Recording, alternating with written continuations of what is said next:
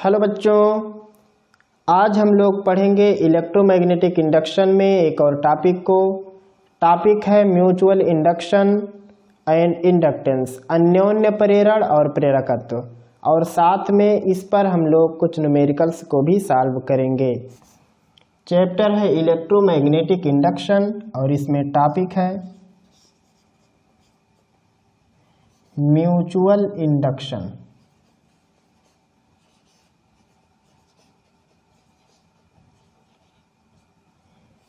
अन्योन्य प्रेरण और प्रेरकत्व क्या होता है।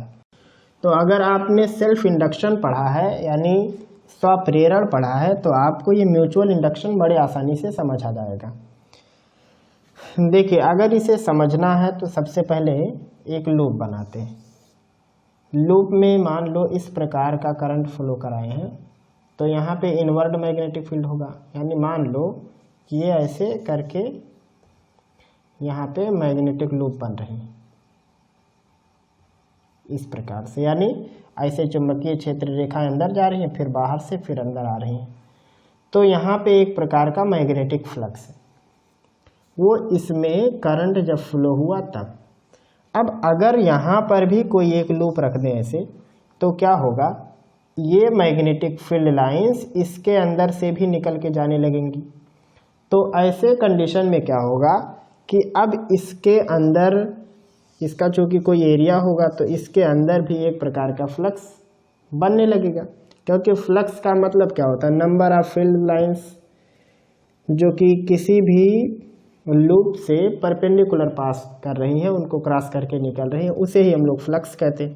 तो अब जैसे इसके अंदर से फ्लक्स बाहर हुआ, जैसे मान लो ऐसे दो हैं तो एक लूप का फ्लक्स आया और दूसरे में से निकल के जा रहा है, तो जैसे ही जाने लगेगा तो तुरंत यहाँ जो फैराडे का इंडक्शन का नियम है उसके हिसाब से आप जानते हो कि जैसे ही यहाँ से फ्लक्स गया तो तुरंत एक ईएमएफ बन जाएगा, रेडी हो जाएगा तुरंत, वो इतना होता है।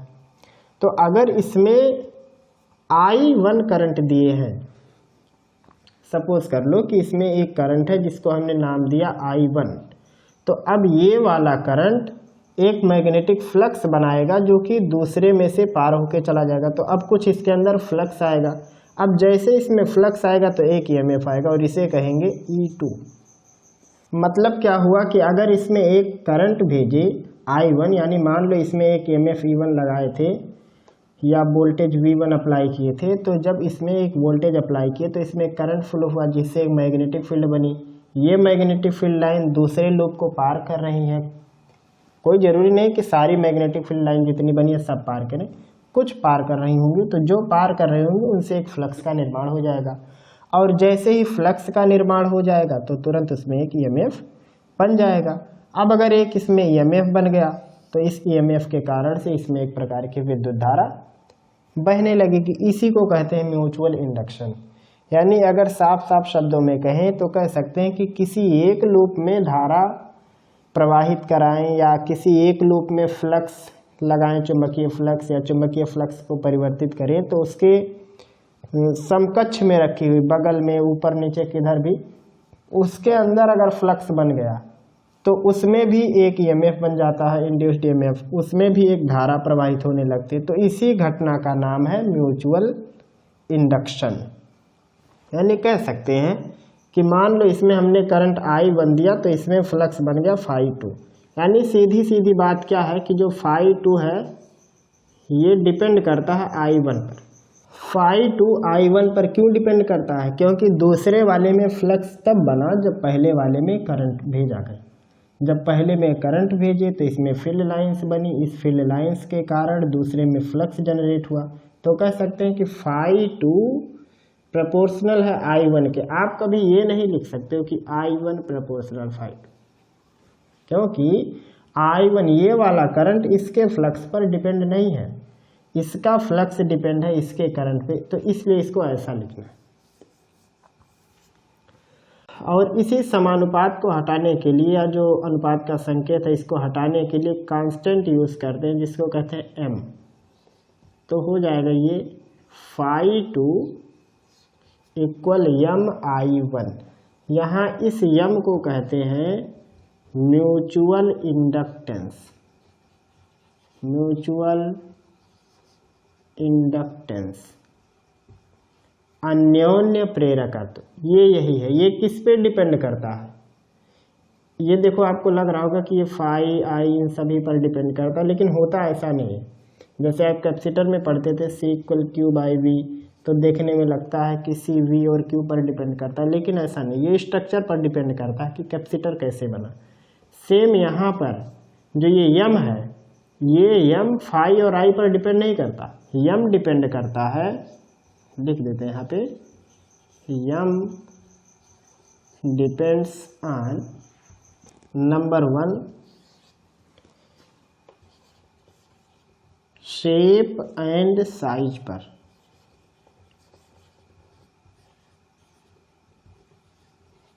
पहली बात, जो M डिपेंड करता है, यानी जो म्यूचुअल इंडक्टेंस है, ये किस पे डिपेंड करता है कि इन लोगों का बनावट कैसा है।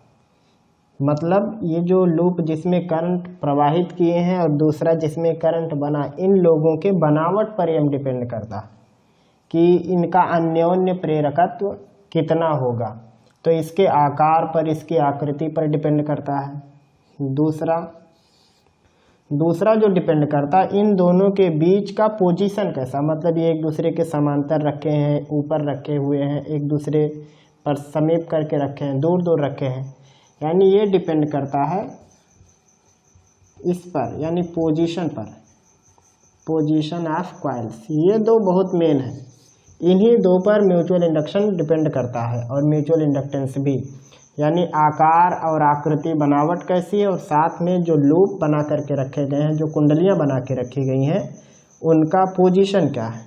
एक और इसी में है, वो है नंबर ऑफ टर्न्स कैसे, कितने हैं, नंबर ऑफ टर्न्स, यानी फेरों की संख्या पर भी निर्भर करता है कि अधिक फेरे हैं कि कम फेरे हैं। यानी मिला जुला के कह सकते हैं कि इन्हीं दोनों चीज़ों पर डिपेंड करता है, क्योंकि आकृति बनावट में फेरे वगैरह सब आ गए। तो यही है बेसिक में म्यूचुअल इंडक्शन। आप इतना लिखिए, फिर आगे बढ़ते हैं।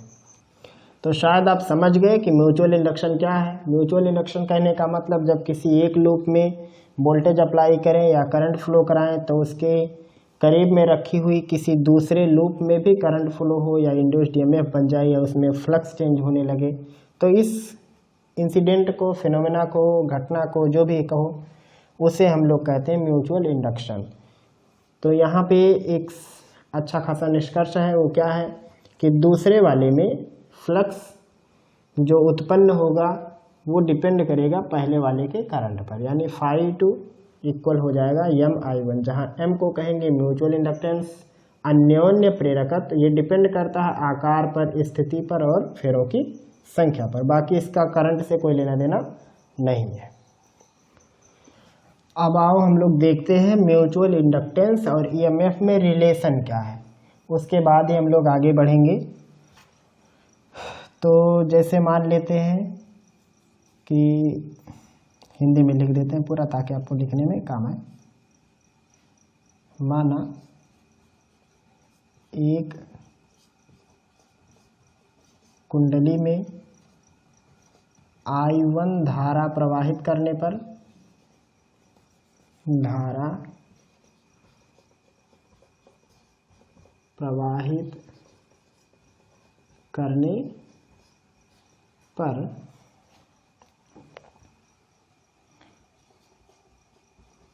उसके समीप रखी दूसरी कुंडली में φ2 चुंबकीय फ्लक्स उत्पन्न होता है। तो यहाँ से लिख सकते हैं कि जो φ2 है प्रोपोर्शनल है I1 के। अब इस समानुपात का संकेत हटाएंगे तो क्या मिलेगा, मिलेगा MI।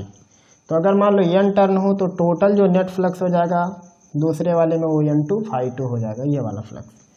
तो अगर EMF और के बीच में रिलेशन निकालें और इसके बीच में, तो ये जानते हैं फराडे के हिसाब से कितना होता है, d∅ by डी टी। तो दूसरे वाले में चेंजिंग हो रही है, तो minus D phi two by D T. ये हो जाएगा E two equal minus phi two की जगह पे क्या लिख देते हैं यम आई वन, हो जाएगा डी और यहाँ पे D T.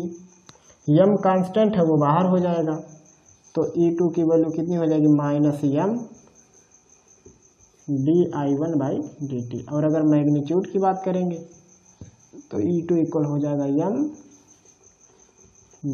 D I one by D T. यही है ईएमएफ, म्यूचुअल इंडक्टेंस और करंट के बीच का रिलेशन। तो आप इसे लगा लीजिए, फिर हम लोग कुछ न्यूमेरिकल्स को सॉल्व करते हैं। पहला लेते हैं और कैलकुलेशन करना है आपको, म्यूचुअल इंडक्टेंस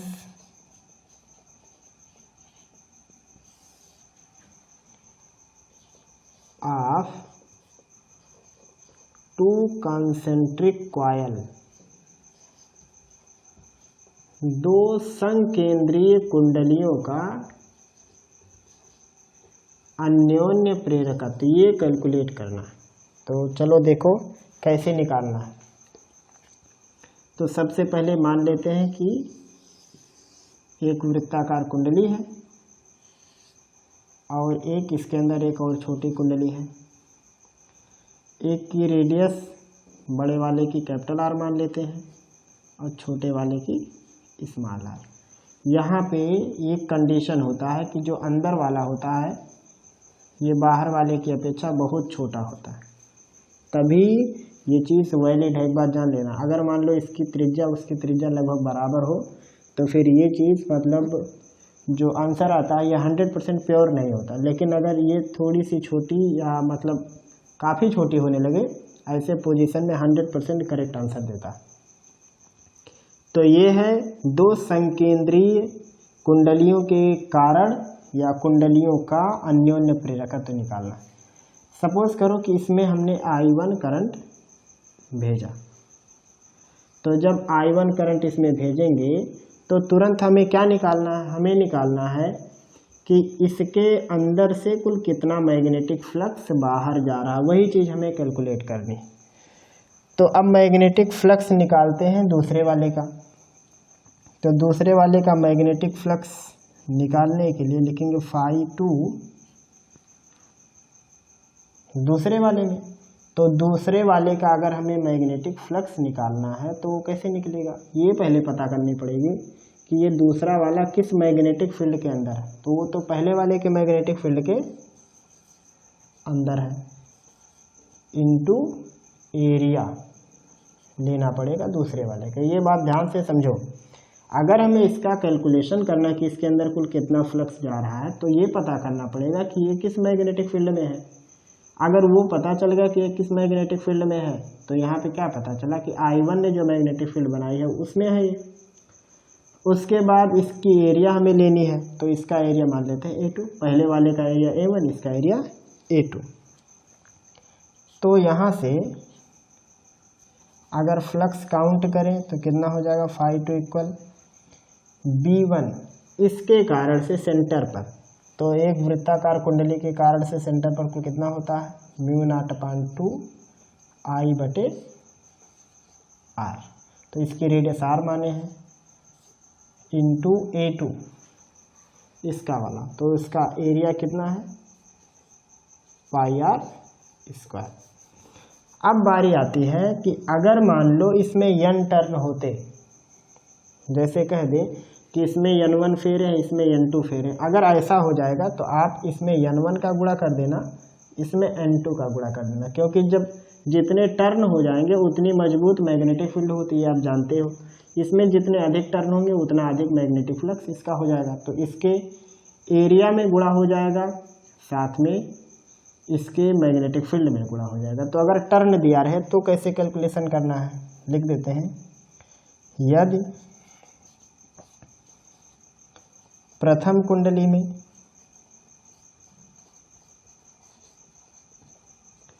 n1 तथा द्वितीय कुंडली, द्वितीय मतलब जो अंदर है, में n2 फेरे हैं,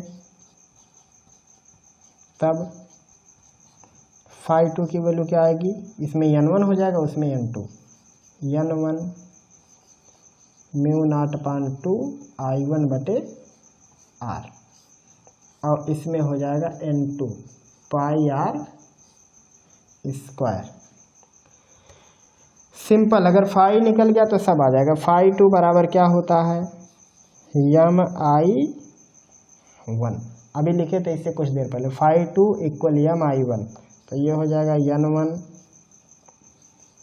mu naught upon 2 I1 by r, इसमें से n2 पाई r स्क्वायर। आप देख रहे हो I1 कैंसिल हो जाएगा, तो m की वैल्यू क्या बचेगी, mu naught upon 2 pi r square by r, mu naught upon 2 pi r square by r, और यहाँ हो जाएगा n1 n2, या इसको ऐसा भी लिख सकते हैं कि mu naught upon 2 a2 by r n1 n2। यही हो गया mutual inductance of two concentric coil, यानी दो संकेंद्रीय कुंडलियों के कारण या दो संकेंद्रीय कुंडलियों का अन्योन्य प्रेरकत्व। आप इसमें देख रहे हो कि करंट नहीं, इसमें केवल डिजाइनिंग है। देखो रेडियस, एरिया, फेरों की संख्या, तो इन्हीं सब पर डिपेंड करता है। ये करंट फरंट पर डिपेंड नहीं करता है किसी भी दशा में, क्योंकि ये बनावट पर डिपेंड करता है। तो एक बार डिजाइनिंग सेट हो गई तो एम सेट हो जाता है। तो यही है, मतलब दो संकेंद्रीय कुंडलियों के कारण से जो ये अन्योन्य प्रेरकत्व, आप इसे छाप लीजिए। अगला कैलकुलेट करते हैं mutual inductance of two coaxial circular coil, यानी दो अक्षीय वृत्ताकार कुंडलियां, यानी दोनों का एक ही अक्ष, अब की बार कंसेंट्रिक नहीं, अब की बार एक्सिस दोनों का एक। तो सपोज करो कि मान लो एक ही एक्सिस पर दो लूप रखे हुए हैं, ऐसे करके,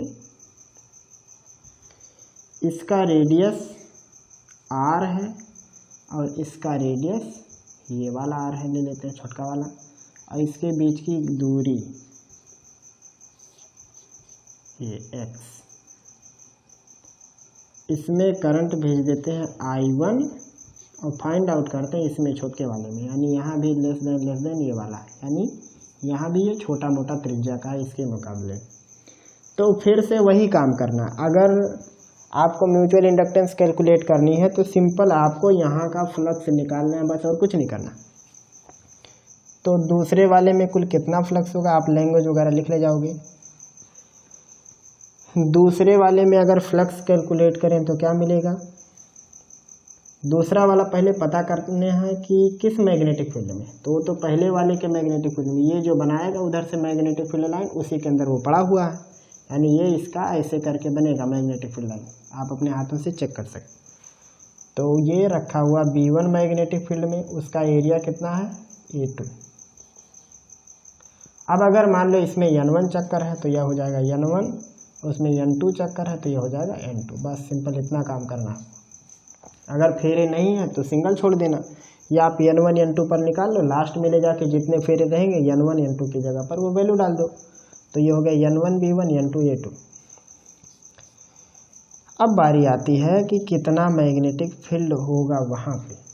तो आप जानते हो कि किसी लूप के कारण से उसके अक्ष पे मैग्नेटिक फील्ड का सूत्र क्या होता है, mu naught upon 2 I r square upon r square plus x square पे पावर 3/2, जहाँ r कहने का मतलब जिसके कारण से आप निकाल रहे हो उसकी रेडियस है, x उसके सेंटर से वो डिस्टेंस है जहाँ पे आप निकालते हैं। तो यही है ये।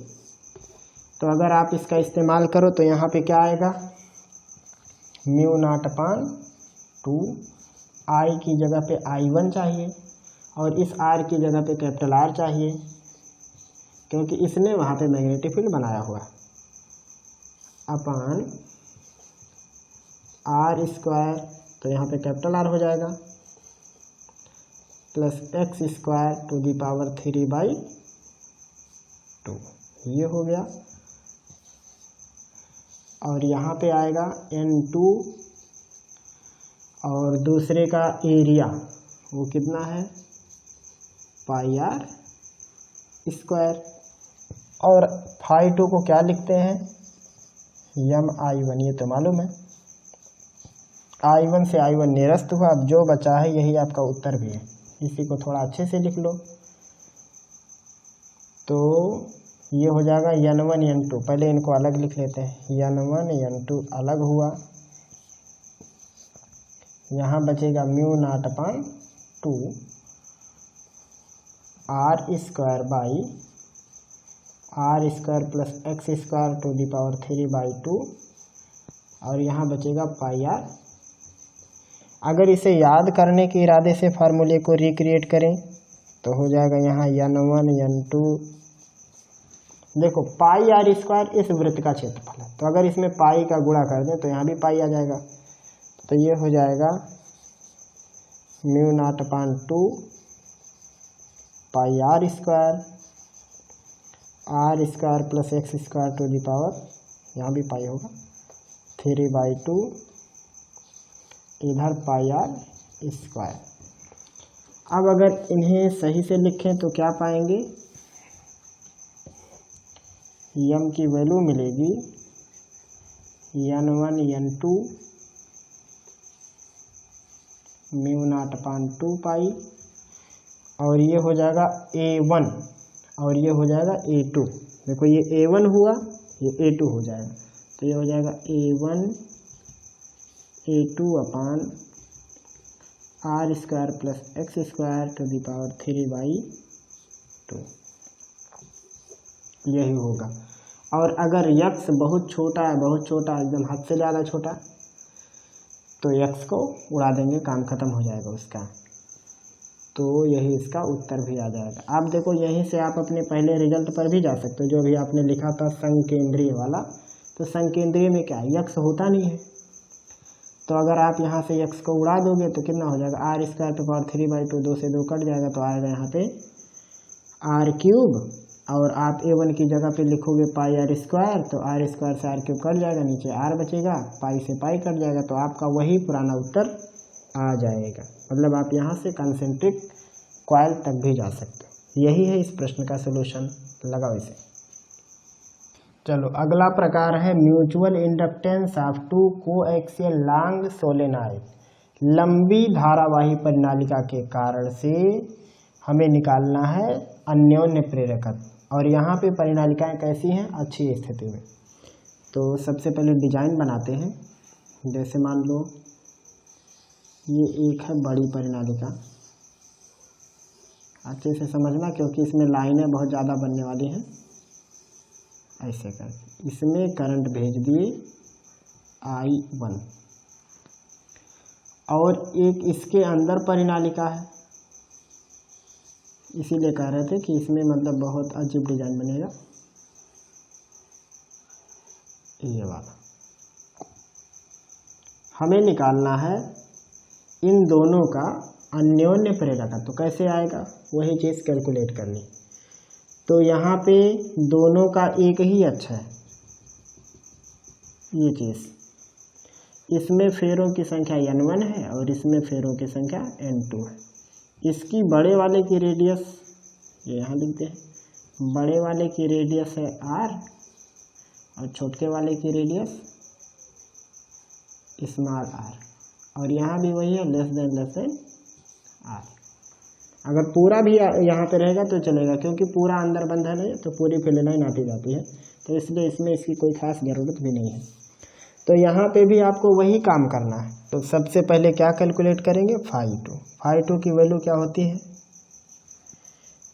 मतलब दूसरे में हमें फ्लक्स निकालना है। ये दूसरा कहाँ, पहले वाले के मैग्नेटिक फील्ड में, उसको कह देते हैं B1। एरिया दूसरे का वो है A2। तो अब कितनी बार दूसरा वाला शामिल होगा, जितने टर्न उतनी बार। हाँ, अब यहाँ पे मेन मुद्दा है, क्या यहाँ पे भी N1 से गुणा कर दें, ये नहीं कर सकते। अब आप कहोगे अभी तक तो कर रहे थे, यहाँ क्यों नहीं करेंगे, क्योंकि देखो परिनालिका के कारण से जो चुंबकीय क्षेत्र की तीव्रता होती है वो होती है μ0 N/L इंटू आई, जहाँ N कहने का मतलब टोटल टर्न, इसमें पहले से उनकी संख्या ली गई होती है, तो इसलिए हमें यहाँ पे 2 बार नहीं लिखने की आवश्यकता है। तो यहाँ पे सीधे उसको लगाते हैं यहाँ पे। तो यहाँ से अगर वैल्यू रखें तो क्या मिलेगा, म्यू नॉट N/L, तो यहाँ N1 हो जाएगा, I1 हो जाएगा क्योंकि पहले करंट के कारण से बना है, इधर N2 E2, और इधर phi2 की जगह पर क्या लिखेंगे, Mi1, I1 से I1 निरस्त हुआ, इसकी वैल्यू क्या हो जाएगी, म्यू नॉट अपान म्यू नॉट हो जाएगा, साथ में N1/N, एक कोष्ठक में, और इधर N2 E2। अगर आप चाहो तो N1 N2 को एक कोष्ठक में लिख सकते हो, तो ये हो जाएगा N1 N2, और दूसरे कोष्ठक में हो जाएगा म्यू नॉट अपान L, और बचेगा A2। यही हुआ कोएक्सियल सोलेनॉइड के कारण से म्यूचुअल इंडक्टेंस। आप चाहो तो A2 की जगह पे πr² लिख सकते हो, उसका छोटे वाले का, और उसके बाद 1/, मतलब यहाँ पे जो L दिख रहा है ये L है परिनालिका की लंबाई। अगर आपको ऐसा नहीं लिखना तो आप N1/L की जगह पे स्मॉल n लिख सकते हो, उससे भी काम चल जाएगा अगर आप उस टर्म में लिखना चाहते हो तो, और अगर ऐसे में लिखना तो आप ऐसे में ही काम चला लो। तो यही है इसका सॉल्यूशन। तो संभवतः आपको आज का ये टॉपिक समझ आ गया होगा कि म्यूचुअल इंडक्शन क्या है। म्यूचुअल इंडक्शन वास्तव में क्या है, जब एक कुंडली में या किसी भी एक प्रकार के कॉइल में करंट फ्लो कराएं तो उसके बगल में रखी हुई किसी दूसरे कुंडली में फ्लक्स चेंज होने लगे, जिसके कारण से उसमें एक ईएमएफ बन जाए, तो इसको कहते हैं म्यूचुअल इंडक्शन या अन्योन्य प्रेरण।